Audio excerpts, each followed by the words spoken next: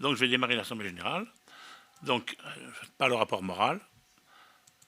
Donc, la pandémie a perturbé les activités de l'association pendant près de 3 ans, et je dirais même plus, puisqu'avant on a eu les Gilets jaunes.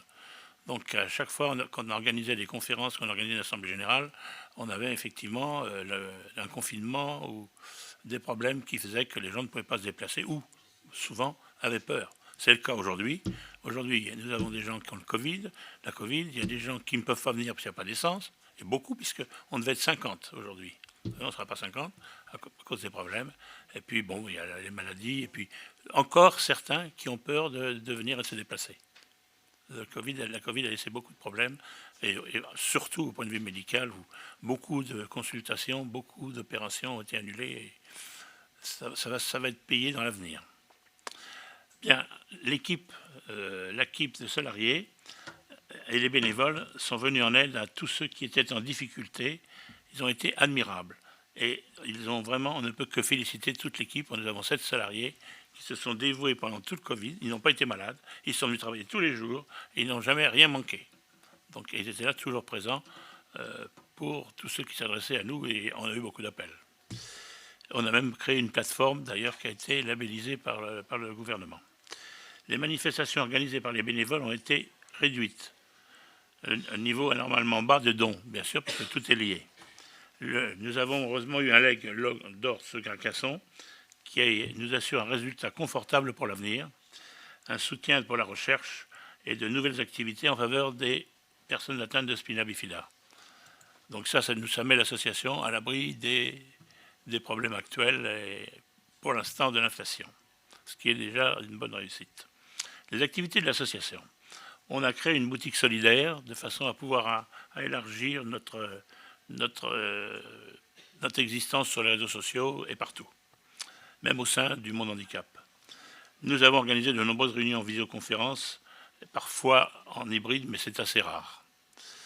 Nous sommes présents à la conférence nationale du handicap à l'Élysée, puisque vous savez que de par les textes, de par la loi de 1905, il s'est créé un Conseil national consultatif des personnes handicapées dans lequel nous sommes depuis l'origine, et ensuite un Conseil interministériel du handicap, c'est-à-dire que 12 ministres se réunissent maintenant 2 fois par an, pour discuter en interministériel des problèmes concernant les personnes spina bifida. Et le tout couronné par une conférence nationale du handicap qui a lieu à l'Élysée avec le président de la République. On en a eu 2, une avec Sarkozy, 2 avec Hollande, et nous en avons une avec Macron. Il y en a une nouvelle le 11 février 2023. Donc là, où toute la politique du handicap est présentée par tous les ministres. Nous participons dans les 9 commissions, justement, à la réunion plénière du CNCPH, où nous sommes nommés moi-même et Evelyne Julien, comme titulaire et suppléant. On est nommé au JO, bien sûr. Nous participons aux réunions de France Asso Santé, qui est une association qui a été créée c'est une association qu'on pourrait qualifier presque de paraétatique, qui s'intéresse à tous les problèmes de santé en France, quels qu'ils soient, et qui gère tout le stock de représentants d'usagers, les 16 000 représentants d'usagers en France, qui est financé par une taxe sur le tabac. Donc c'est le tabac qui finance un peu une partie de nos activités. C'est bizarre, mais c'est comme ça. Ce sont les députés qui ont décidé ça. Nous participons aux réunions mensuelles et thématiques du collectif handicap. Il s'est créé un collectif des 52 plus importantes associations françaises dans lequel nous sommes membres, et qui est un lobby qui agit sur la politique du handicap et sur les pouvoirs publics, au plus haut niveau. Nous avons organisé 2 webinaires. Un, Être spina bifida, parlons-en, qui est animé par José Le Sauce, qui est présent, et Jennifer Bondon. Un deuxième, Vie intime, sexualité et spina bifida, également par Jennifer Bondon, et par José Le Sauce, et par une sexologue, Madame Warenbourg. La SBH a participé à de nombreux webinaires organisés par le Syndicat national des industries et techniques médicales, l'Alliance maladies rares qui s'occupe des maladies rares, dans lequel nous sommes membres, la filière Neurosphinx et Handira, la Direction générale de la santé, qui nous a tenus informés semaine par semaine de l'évolution du Covid, et on a même accès à une grande partie des documents qui étaient transmis aux médecins. Donc on savait absolument comment évoluait le Covid et ce qui se passait. Et d'ailleurs, nous pouvions d'ailleurs envoyer des remarques et des informations au ministre. Nous avons tenu un petit nombre de stands, de forums, à Garches, à Colombes, à Lille et quelques autres. Les activités ont été malheureusement restreintes du fait de la situation.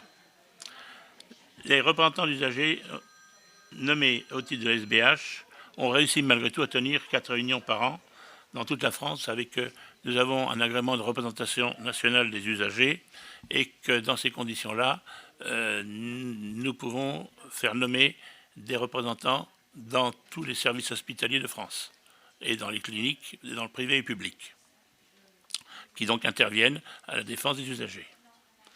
Nous avons participé à les activités de la Fédération internationale du spina bifida et aux réunions du réseau européen EURNITACA. Donc nous sommes très implantés par l'intermédiaire de Benoît Fourcroy, qui est polyglotte et qui donc nous représente au niveau européen et international, puisque nous avons depuis presque 30 ans, on en est à l'origine il y a 30 ans, de créer une fédération internationale qui actuellement doit regrouper 80-90 pays, je pense, à peu près, un peu moins de 100, dans le monde, qui tous ont des représentations spina bifida, ce qui nous donne une force. Et cette fédération internationale est sur la plateforme européenne, donc a accès à toutes les infos et peut faire des remarques au niveau de la Commission européenne, et a accès à l'Organisation mondiale de la santé. Ce qui permet de faire remonter un certain nombre de choses via cette fédération représentant 80-90 pays. Nous avons également la journée mondiale du spina bifida, le 25 octobre, et je vous montrerai tout à l'heure, si ça marche, ce que nous organisons pour cette journée qui donc va être fêtée dans presque une centaine de pays. Nous avons également organisé pour les parents ou les familles ou les adultes qui ont des problèmes médicaux, Allo Spina Bifida Santé. C'est un service d'écoute et de conseil de deuxième recours. Exemple, vous avez un problème médical, vous dites on veut me faire le médecin me propose ça, j'hésite, etc. Éventuellement, nous pouvons, en confidentialité, transmettre votre demande à un panel de médecins, spécialistes du spina bien sûr, qui à ce moment-là vous indiqueront ce qu'ils en pensent. Donc ça marche. On a à peu près une centaine de demandes par an, souvent des problèmes extrêmement lourds et extrêmement complexes. Alors aussi, nous avons déclenché une campagne d'information nationale sur la prévention des anomalies de fermeture tube-neurale, puisque vous savez que la vitamine B9 permet d'éviter 72 à 75% des cas. C'est une campagne qu'on a commencée le 5 octobre 2020 et qui s'est terminée en juin 2022. Pendant chaque semaine, nous avons diffusé des clips, des spots, des vidéos, des interviews, de la publicité informative à toute l'association, aux autres associations et au pouvoir public, aux magazines féminins et à la presse. C'était un travail énorme puisque ça nous a vraiment occupé 2 années où nous avons sorti beaucoup de choses. Le résultat a été une audition au Sénat qui malheureusement a été bloquée au niveau du ministre Véran. Malheureusement, lui, il n'a pas réagi. Il était trop occupé certainement par la Covid, donc pour s'occuper de ça. Nous avons organisé une conférence de presse avec les médecins le 21 octobre à la Pitié-Salpêtrière. Et nous avons sorti des communiqués de presse dans les journaux et les magazines féminins, ce qui fait et qui ont été repris. Donc, ça a été diffusé aux parents, ça a été diffusé aux adultes concernés, aux professionnels, beaucoup, au pouvoir public. Et on a diffusé, moi je donne 100 000, mais en réalité il y en a eu beaucoup plus. Au moins 100 000 messages ont été diffusés partout en France. Quelles sont les conséquences? De plus en plus de professionnels soutiennent cette action de prévention. Ce n'était pas évident et on a quand même gagné beaucoup de points. Mais on n'a pas tout obtenu, c'est vrai. Des dizaines de milliers, voire plus de femmes ont pris conscience de cette prévention si elles envisagent une grossesse. Nous avons sensibilisé beaucoup de décideurs. La campagne a eu un retentissement auprès de l'Agence de santé publique France qui a élaboré une affiche et un flyer pour tous les services hospitaliers. Et j'ai eu la surprise de voir chez mon généraliste et d'apprendre que dans la plupart des services hospitaliers, cette affiche avait été affichée. La Haute Autorité de Santé a également sorti un texte soutenant notre prévention par l'acide folique. Donc tout est organisé. Voilà cette affiche. Je pense bébé, je pense B9, qui a été diffusée partout en France. Pas par nous, mais par les pouvoirs publics. Comment nous avons stimulé la recherche indirectement? Par un prix de thèse de médecine. Nous en sommes actuellement au 10e prix de thèse de médecine que nous avons financé. Et il va changer de nom, il va s'appeler désormais thèse de médecine Michel Zera, en mémoire de Michel Zera, qui était un neurochirurgien dont je reparlerai, qui a été une sommité internationale qui malheureusement nous a quittés cette année. Le docteur Atiel, qui a été primé en 2021 pour ses recherches sur l'évolution du bénéfice d'un patch de cellules. Alors c'est affreux, stromales mésenchymateuses. En fait, c'est des cellules du cordon ombilical des fœtus. Dans le traitement anténatal des myéloméningocèles, prix de 3 000 €. En effet, c'est toute une recherche qui consiste à, les médecins vous en parleront mieux que moi, bien je suis tout à fait au courant de tout. Pour l'instant, on travaille sur la brebis, qui consiste à réparer une lésion spina en faisant un patch de cellules souches. Et il semble que ça marche. Donc il va falloir passer maintenant à l'humain, et il y a encore des choses à faire. L'Agence nationale de sécurité du médicament nous a demandé 2-3 ans pour qu'on puisse valider nos résultats, un peu plus. Mais il y a à peu près 3 équipes dans le monde qui font ça, dont 2 aux États-Unis et une en France, qui est nous. Le financement, donc, d'une bourse de recherche pour Mme Laura Cario, 12 000 €, qu'on finance là, qu'on a financé pendant un an. Également sur la poursuite du travail du docteur Atiel et sous la direction de Lucie Guibault, que vous verrez aujourd'hui, qui dirige tout ça dans le service de médecine fétale. Nous avons également participé à la mise au point de protocoles nationaux de diagnostic et de soins. Ce sont des protocoles qui servent de directives un peu de moyens de soigner les spinas dans un certain nombre de domaines, notamment la prise en charge urologique, la médecine physique et de réadaptation et la gestion du handicap intestinal. C'est 3 PNDS sur lesquels on a travaillé en relecture et même plus que ça, fait par le CHU de Rennes. Et en particulier le docteur Manuta qui a pris sa retraite et qui est remplacé maintenant par le docteur Perronnet. D'autres PNDS sur lesquels on a travaillé, prise en charge des dystrophismes fermés de la naissance à l'âge adulte, prise en charge des lipomes du phylum terminal, prise en charge des dystrophismes en période périnatale et déformation précoce du rachis. 4 autres PNDS qu'on a fait la relecture et sur lesquels on a apporté toutes nos connaissances en tant qu'usagers. Parce qu'il y avait la partie des médecins, mais il faut que ça colle, que ça nous convienne et que ça aille, que ce soit acceptable. Il y a eu 3 autres PNDS, l'embryopathe du valproate de sodium, ça, là on ne nous a pas demandé notre avis, la malformation de Chiari non plus, et la syringomyélie non plus. Ensuite, donc voilà, mais ça c'est très difficile à voir, une liste de thèses de médecine que nous avons supportées ou dont on a eu connaissance, mais que le jury n'a pas estimé devoir primer, mais qui quand même sont dans le domaine du spina. Donc vous voyez, ça change tout, parce que pendant les 10 années avant, je peux vous dire que point de vue thèse de médecine, on n'en a pas vu beaucoup. Donc nous allons continuer cette politique, et en particulier, là nous avons une candidate très sérieuse, mais pour l'instant, on attend. On a encore jusqu'à la fin de l'année, il y aura peut-être d'autres demandes d'autres candidats. Mais on a un très joli projet actuellement. Les projets de recherche, alors ils sont financés par la filière Neurosphinx, donc j'en ai mis la liste là, mais ça a été fait par la filière, on n'a pas été consulté, on ne nous a pas demandé notre avis, on ne nous a pas demandé de faire des propositions. Donc tout ça s'est fait en dehors de nous, c'est sur le SPINA aussi, on verra ce que ça donne. Et c'est financé par la Direction générale de la santé sur des crédits parce que les filières ne faisant pas de recherche, les 23 filières faisant peu ou pas de recherche, le gouvernement a dit on va mettre un peu d'argent pour les forcer à faire de la recherche. Alors, et ça a marché puisque d'un seul coup, voilà des projets. Donc vous voyez qu'en matière de SPINA, on est passé de quasiment pas grand-chose à quand même beaucoup plus de recherche actuellement en cours. Qu'est-ce que ça donnera?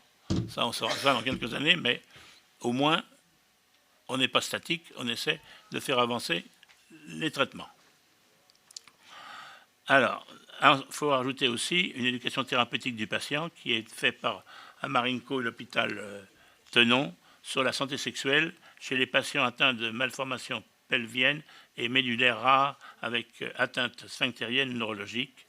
J'ai appris hier qu'il y avait d'autres projets qui étaient en cours d'éducation thérapeutique dans le domaine de la sexualité des spina bifida, hommes et femmes bien sûr. Nous avons signé les deux conventions de partenariat avec 2 CHU, ce qui permet à nos bénévoles d'agir au sein des services hospitaliers. Nous espérons pouvoir poursuivre cette collaboration. Alors maintenant, 2022-2023. Qu'est-ce qui va se passer? Nous allons reprendre progressivement les manifestations de l'association grâce à nos 70 ou un peu plus bénévoles qui nous aident dans toute la France à organiser des forums, des buvettes, des repas, tout ce qu'ils peuvent faire avec leurs moyens. Nous avons 2 stages pour jeunes parents et adultes qui sont en cours, qui ont commencé hier et qui vont se poursuivre jusqu'à dimanche. Voilà. Et qui sont financés par le fonds sur la démocratie sanitaire. Nous allons relancer les dents pour financer la recherche parce que nos dons sont tombés très bas, vous allez voir. Nous allons financer en 2023 un master au CHU de Lyon sur la génétique de l'anencéphalie. L'anencéphalie, ce sont des fœtus qui sont conçus sans cerveau. Et donc, on soupçonne un facteur génétique. Donc là, il y a une équipe de Dr Putou qui va regarder de près. Effectivement, ils ont constaté un certain nombre de familles qui ont à chaque fois des enfants, des fœtus anencéphales à répétition.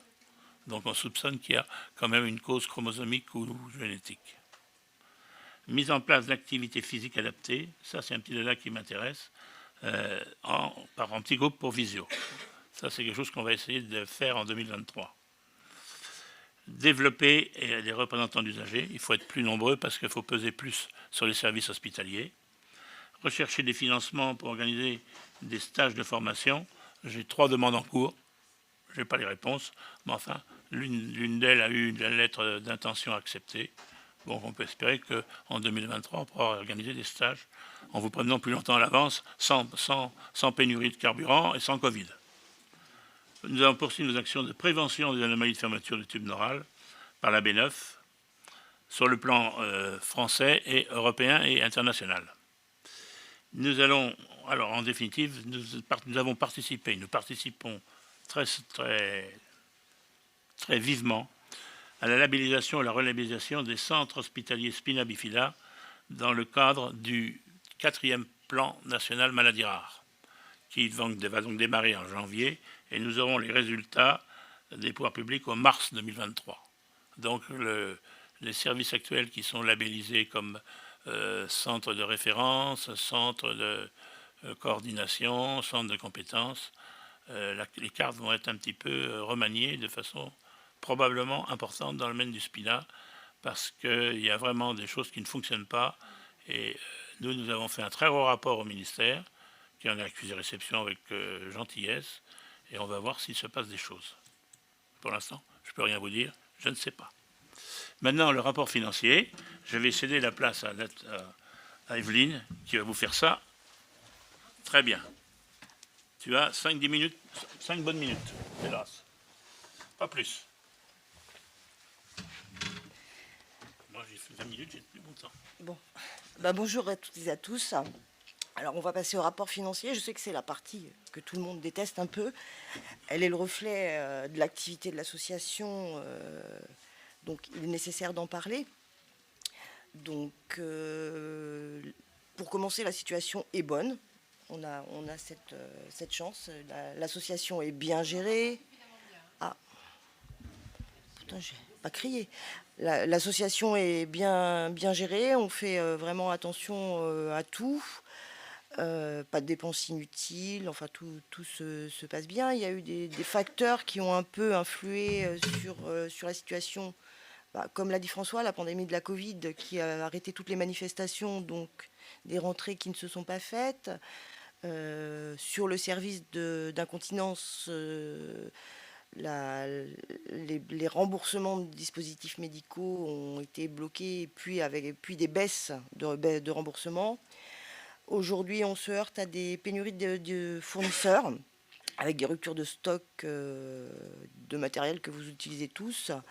Donc, on prend sur nous d'augmenter considérablement la valeur de nos stocks pour pouvoir pallier à ces défaillances de rupture de stock et que tout un chacun ait son matériel. Donc, on avait opté pour une politique pas de flux tendu, mais relativement un stock cohérent, mais assez presque minimaliste. Là, on est sur des ruptures longues, on n'a pas de date de réapprovisionnement, donc on prend sur nous, on prend sur notre trésorerie pour dire voilà, on prend du stock et on sait que tout le monde sera servi, que voilà, ça n'aura pas un effet boule de neige, surtout là on parle de santé. Voilà, on en arrive aussi des fois à envoyer des échantillons aux personnes puisque des dispositifs sont supprimés, puisque les laboratoires, vu que les prix de la LPPR baissent, c'est bien moins rentable pour eux, et du coup, ils choisissent de ne plus fabriquer certains produits, donc il faut trouver des solutions de remplacement. Donc François en a d'ores et déjà parlé, on a eu un legs de Madame Dortz Le Gargasson, qui a été une bonne surprise quand on a reçu l'aide du notaire. Ça a duré un certain nombre d'années pour le débloquer. Là, en 2021, tout a été soldé. Ça a apporté à l'association 182 697 euros et 63 centimes. Ça a permis d'investir sur certains postes qui étaient quand même relativement onéreux, puisqu'on utilise des logiciels, notamment des logiciels métiers, qui sont impératifs pour la fourniture des dispositifs médicaux, des logiciels de bureautique, etc. Et donc, ça nous a permis d'avoir une mise à jour complète et de travailler avec des outils à la fois performants et conformes à la réglementation.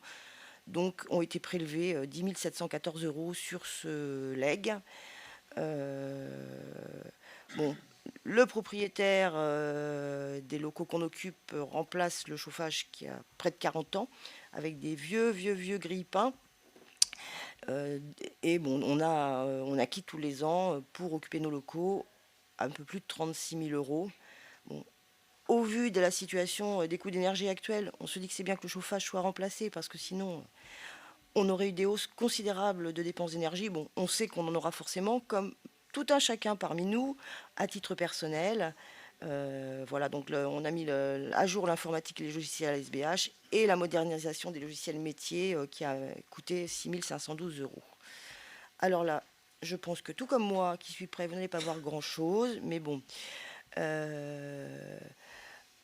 On a observé une petite baisse sur la vente de matériel et services, mais c'est aussi lié à la baisse de remboursement des dispositifs médicaux. Les subventions, dons et cotisations sont en augmentation parce qu'on a obtenu des subventions sur des projets dédiés. Donc, effectivement, ça fait une hausse importante par rapport aux années précédentes, mais c'est pas de l'argent qu'on nous a donné pour en disposer comme on le souhaiterait. C'est vraiment ciblé. Le stage qu'on fait autour de cette assemblée générale est fait notamment l'objet d'une subvention. Alors après, produits financiers exceptionnels et reprise de provisions, c'est une opération classique. Donc on arrive à des recettes supérieures d'un peu plus de 100 000 euros par rapport à l'année précédente. Ensuite, on a une baisse des achats matériels et services qui est en cohérence avec la baisse du chiffre d'affaires pur et dur. Les salaires et charges sociales restent sur un niveau stable. Bon, on sait que c'est aussi un poste qui va bouger, puisque c'est dans la logique du temps avec l'inflation, etc. Donc variation de stock, là on observe déjà à fin 2021 une augmentation de notre stock, assez minime mais qui va s'amplifier cette année. Dotation aux immobilisations, aux provisions, c'est les logiciels qu'on amortit sur quelques années. Résultat, donc on a moins de dépenses que l'année précédente, avec un peu plus de recettes, mais il y a les subventions dedans. Il y a également le legs qui apparaît. Donc on se retrouve avec une situation, on va dire, confortable d'un résultat positif de 181 942 euros qu'on ne va pas dépenser d'un coup. Puisque voilà, en 2021, les subventions et concours publics ont chuté à 5700, ont baissé de moitié. Les dons ont aussi baissé parce qu'on a fait beaucoup moins de manifestations, parce qu'aussi la situation a fait que les gens ont personnellement des difficultés particulières qui ne permettent plus une forme de générosité. Mais toutefois, en disponibilité financière, on est confortable puisque on était à 503 000 euros contre 323 000 euros en 2020. Et donc les fonds propres de la SBH s'élèvent à 454, un peu, on va dire presque 455 000 euros au jour d'aujourd'hui. Donc le tout bien contrôlé par notre, encore plus archi fouillé et contrôlé par notre nouvelle CAC, qui est redoutable, qui va chercher dessous le petit centime s'il n'y a pas un truc à gratter et à voir. Quant à l'utilisation des legs, parce que ça c'est pareil, c'est très très encadré par rapport à notre objet social, il reste donc 8 197 euros sur le leg de Madame Trespech qui nous a été fait il y a une dizaine d'années maintenant, je pense. 180 000 euros. Voilà, c'était un leg de 180 000 euros, donc on l'a fait durer sur le temps puisqu'il en reste encore presque 1 200 euros. Et le leg d'Ors le Gargasson plus les dons de 2021, utilisé par la campagne nationale d'information et de prévention, s'est élevé à une somme de 20 000 euros qui a correspondu aux frais de fonctionnement et l'envoi des mails, etc. Et il nous reste donc 181 605,15 euros à affecter au fonds de réserve de la SBH, puisque cet argent ne rentre pas en trésorerie de fonctionnement, mais est placé dans un fonds de réserve. Alors, le budget prévisionnel 2023, là, je suis mal parce que je ne vois rien. Donc, je vais retourner le dos. Je vois pas. Non, je vois pas mieux. Voilà, il est quasi stable par rapport à l'année dernière. On est sur un budget prévisionnel équilibré d'1 120 000 euros. Et on reste sur une stabilité de dépenses-recettes. On a un petit peu baissé les recettes prévisibles parce qu'on reste toujours très prudent. On se dit que justement avec le déremboursement des dispositifs médicaux qui disparaissent et que nous, pour assurer le service, on fournit en remplacement d'autres dispositifs que quelquefois on achète bien plus cher, mais pour nous l'important c'est que chacun puisse disposer du matériel qui lui convient le mieux, que personne ne soit en carence de matériel. Donc voilà, on va dire que la situation est bonne, on reste archi vigilant, archi prudent parce que la situation générale actuelle pour tout un chacun, c'est la même que pour l'association.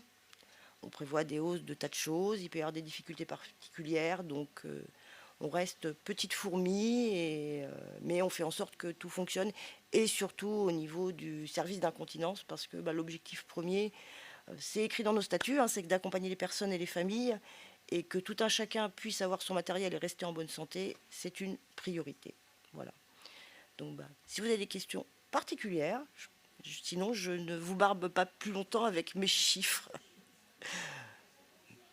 C'est bon? Et ben voilà, j'ai tenu mon temps, je pense. C'est très bien.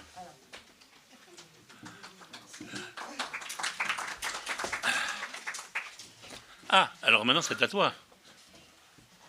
Voilà. Tu t'installes ou tu prends le micro? Pas devant la caméra. Ah oui, c'est vrai. Tu as raison. 5 bonnes minutes. Ouais, bon, ça va être rapide. Bonjour à toutes et toutes. Je vais vous parler rapidement de l'actualité à l'international. Donc, comme l'a mentionné François tout à l'heure, en fait, à l'international, il se passe énormément de choses, mais maintenant, on a compris les endroits où il fallait qu'on soit, et on est particulièrement actif au niveau de la Fédération internationale du Spina Bifida, et aussi du réseau de référence européen qui s'appelle ITACA. En fait, les réseaux de référence européens, c'est un peu l'équivalent au niveau européen des filières maladies rares. Et on est aussi présent au niveau du CNCPH dans la Commission Europe et application de la Convention de l'ONU. Donc au niveau de la Fédération internationale, là ils ont lancé une grande action en fait, qui est une action de lobbying auprès de l'OMS. Et le but, ce serait de faire adopter une résolution par l'OMS pour qu'il y ait une fortification des farines dans tous les pays du monde d'ici 2030. Donc ils nous demandent de faire connaître cette action au niveau de la France, et puis nous on les soutient aussi pour que ça avance au niveau de l'OMS. La Fédération internationale, dans le cadre de la journée internationale du SPINA, a lancé une campagne qui est bien sympathique, qui s'appelle Elevate Your Voice, qui peut se traduire tout simplement par Exprimez-vous. Donc il demande aux personnes qui ont un Spina Bifida de faire une petite vidéo soit pour expliquer ce que ça représente pour eux de vivre avec un spina bifida, ou tout simplement d'exprimer ses talents artistiques. Donc peut-être que ce serait sympathique si on arrive avant la fin du week-end à faire une petite chorale et puis faire une petite chanson et envoyer ça à la Fédération internationale, si vous êtes motivé pour ça. Et donc Fédération internationale et aussi donc, le réseau Ithaca.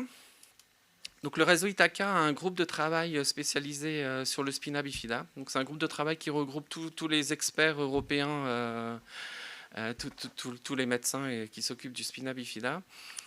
Et dans les réseaux Ithaca, en fait, les patients ont un rôle assez important. Et en fait, nous, on fait aussi partie de ce groupe et on participe à toutes les activités du groupe. Donc, tous les colloques scientifiques, on est présent et puis on peut intervenir à tout moment en exprimant un peu la vision des patients qui peut être différente de celle des médecins sur certains points. Donc, le groupe de travail, comme travaux actuels, de faire des recommandations européennes en matière d'urologie. Donc des recommandations pour les enfants, pour les adultes et aussi des recommandations en termes de transition. Il y a aussi un gros travail de redéfinition des codes Orphanet. En fait, Orphanet, c'est une base de données. Et pour le moment, les définitions des différents types de spina bifida ne sont pas à jour. Donc il y a un gros travail qui est fait là-dessus pour remettre ça à jour.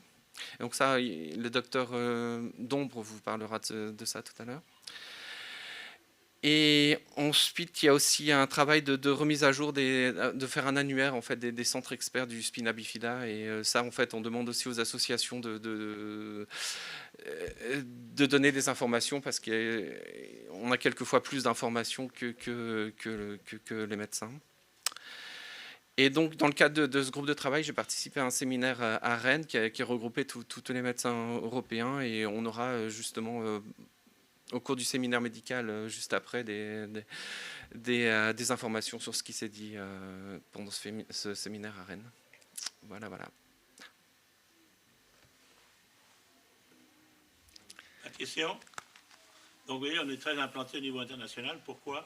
Parce que c'est certainement intéressant au niveau européen de connaître les pratiques, les protocoles SPINA dans d'autres pays que la France et de pouvoir comparer ce que les uns et les autres font de façon à obtenir les meilleurs soins possibles.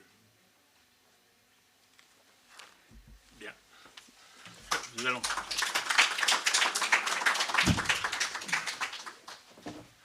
Nous allons continuer rapidement. Alors là, maintenant, je vais vous faire demander de l'approuver des motions. Ça va être très simple. Je les ai soumis, bien sûr, au CAC, comme ça, il n'y a pas de problème. L'Assemblée générale approuve la gestion et la politique menée par le Conseil d'administration dans le respect de l'objet et des missions prévues dans les statuts de la SBH. On va les faire deux par deux, parce que je pense que c'est mieux. Après lecture par la trésorière du rapport financier relatif au compte de l'association pour l'exercice 2021, l'Assemblée générale approuve le dit document tel qu'il est présenté. Les comptes et bilans 2021 ont été établis par l'expert comptable et validés par le commissaire aux comptes. Dès lors, quitus de la gestion est donnée à la trésorière pour l'exercice écoulé. Qui est contre ? Qui s'abstient ? On adopte. Vous voyez, on fait ça très simple comme d'habitude.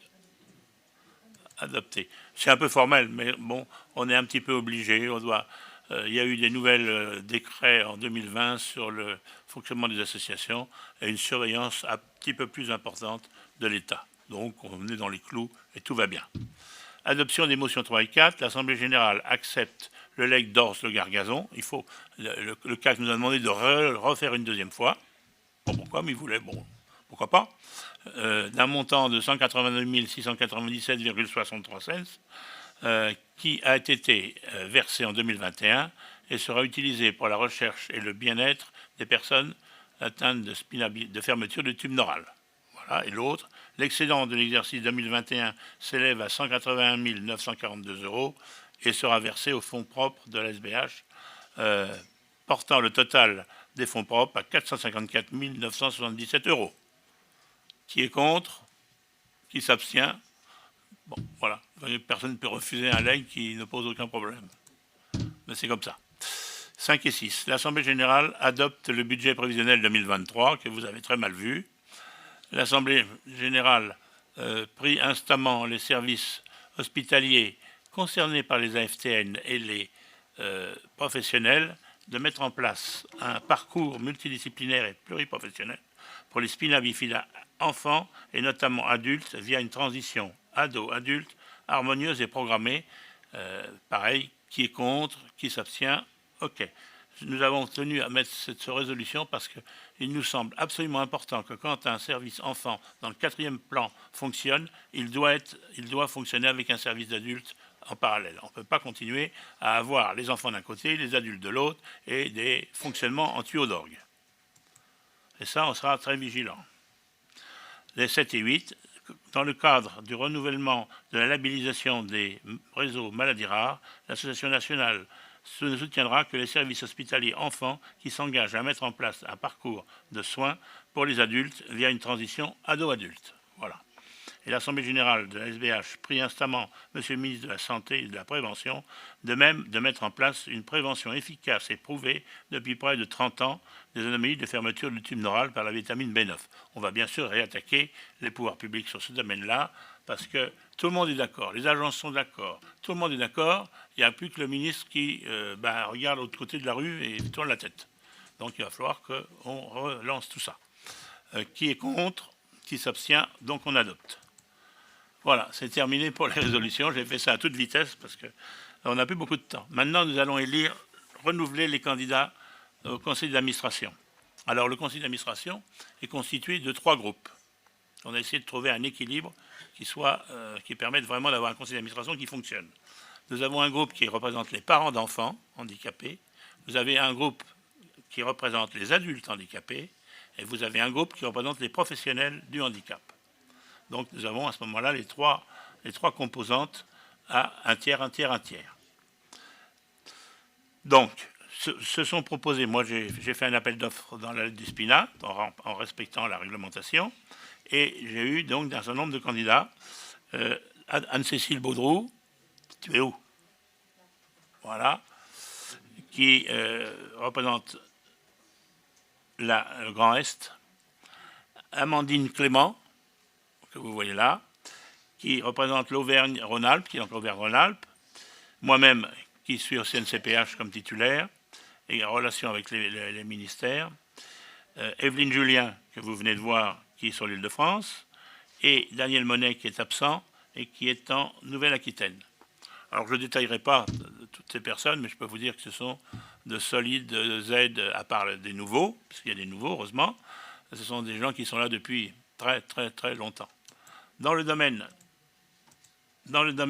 des adultes, nous avons Céline de nous, vous voyez, elle lève la main, qui est de Bordeaux et qui, je l'ai mis sur handisport parce que, étant donné ses prouesses paralympiques, voilà, je pense que c'est sa place. Ça n'empêche pas qu'elle fait plein d'autres choses. Benoît Fourcroy, que vous venez de voir, qui lui s'occupe de l'international. Dominique Hoffmann, qui est derrière, qui est dans la commission santé du CNCPH, et puis il y a plein d'autres talents, mais ça, je n'ai malheureusement pas le temps de détailler. Kamel Kerdouche, qui est un des piliers de l'association Languedoc-Roussillon depuis je ne me rappelle plus combien d'années. Et José Le Sauce, un nouveau, qui nous rejoint, qui représente la Bretagne. Voilà. Alors, j'ajoute en plus qu'il y avait un candidat qui est Yannick, où tu es, et puisqu'on fallait respecter la parité un tiers, un tiers, un tiers, donc il servira d'assistant à Céline. Voilà. Ensuite, au niveau des professionnels, le professeur Jean-Marie Joannick a accepté de faire partie du conseil d'administration. Il représente la médecine fœtale et tout l'avenir de la neurochirurgie anténatale et la gynécologie, bien sûr. Nous avons le docteur Luc Joyeux, qui n'est pas présent, mais il est aux États-Unis depuis un certain nombre d'années, et c'est un spécialiste de chirurgie pédiatrique, d'anténatale, et il a fait une thèse dans l'équipe de Louvain, qui fait de la chirurgie anténatale également. Là, pour l'instant, il est à Texas, à Houston. Je suis en relation avec lui régulièrement, Et il nous apporte un peu tout ce que les Américains font de techniques de pointe. Et les Brésiliens aussi. Ensuite, nous avons le docteur Olivier Klein, qui s'est excusé, qui est neurochirurgien à Nancy, qui lui aussi est depuis de nombreuses années dans l'association. Nous avons Micheline Lombard. Où est Micheline? Voilà. Là, je n'en parle plus puisque nous nous connaissons depuis trop longtemps. Et qui est donc retraité et MPR, mais qui a une compétence et une expérience sur les spina bifida que peu ont.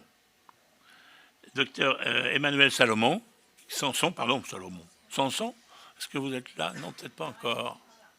Elle nous arrive de Rennes. Voilà, si vous voulez, ce que je vous propose. Et je n'oublie pas Swazik Mirzen. Swazik. Voilà. Je vois quelqu'un qui lève la main au fond. Elle ne ressemble pas à Swazik. Qui nous apportera sa compétence au point de vue juridique. Et avec le CNCPH, on a vraiment beaucoup de besoins. Parce que là, c'est vraiment très, très technique. Hein. Et qui a donc fait un master dans le droit de la santé et qui est aujourd'hui, je suis inspectrice du travail. Voilà, elle a passé les examens, elle a réussi, elle a suivi la formation, et maintenant elle est inspectrice dans le Val-de-Marne. Voilà l'équipe que je vous propose d'adopter pour 3 ans. Alors, pareil, qui est contre, qui s'abstient, donc on admet que les candidats sont élus. Et je remercie tous ceux qui ont accepté de se proposer. Je pense qu'on a un conseil d'administration de très bon niveau et qu'on va pouvoir faire du bon travail parce qu'il y a du travail à faire. Ça, je ne dirais pas le contraire.